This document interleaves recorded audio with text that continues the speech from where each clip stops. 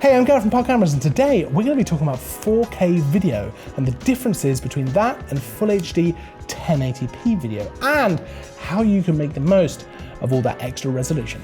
Okay, so 4K is a big deal in the video world. Everyone wants their cameras to be able to shoot in 4K, everyone wants to shoot their videos in 4K, and it's a nice tagline for manufacturers to be able to use. But what actually is the difference between 4K video and Full HD 1080p video, and how can you make the most of all that extra resolution? Well, 4K video is essentially 4 times the resolution of Full HD 1080p video, and it's super detailed, super crisp, and it looks really, really great, especially when viewed back on a 4K monitor. But I hear what you're saying, a lot of people are not going to be watching it on a 4K monitor, and that's definitely true. That's something to take into account, and it's definitely one of the big reasons why a lot of people don't shoot in 4K, because their footage is going to be viewed back in 1080p, so they shoot in 1080p. But while that's all true, 4K footage downsampled to 1080p still looks really, really great, and most of the time it still looks better than footage shot natively at 1080p.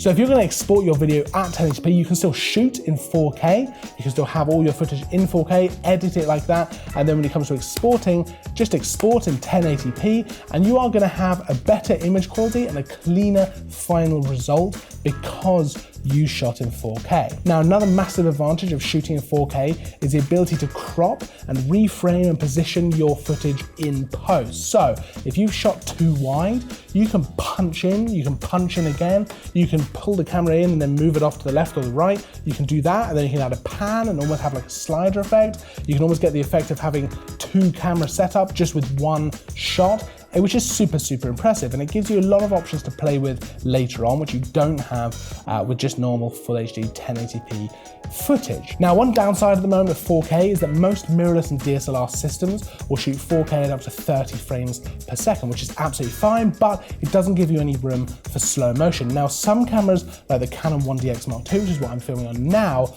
will shoot 4K at up to 60 frames a second, so you can get some slow motion in there. But a lot of those same cameras will shoot Full HD 1080p video at up to 120 frames a second, which gives you that really smooth, buttery, nice cinematic slow motion, which always looks really, really good. And I shoot an awful lot of my B-roll, most of my B-roll I'd say, in that format. So Full HD 1080p 120 frames a second, because I like the look of that slow motion. I think it looks really, really good. Now, at the moment, that's not something you can do with 4K. Something else to take into account is the file size as well. So 4K, because it's got all that extra resolution, the file sizes are much, much bigger. So that's something to take into account. It fills your cards up faster, transferring it to your laptop or your computer takes a little bit longer, and editing with 4K footage is just a little bit harder on your system. It can have a heavier effect on your system, and sometimes computers find it a little bit more difficult to handle as opposed to normal 1080p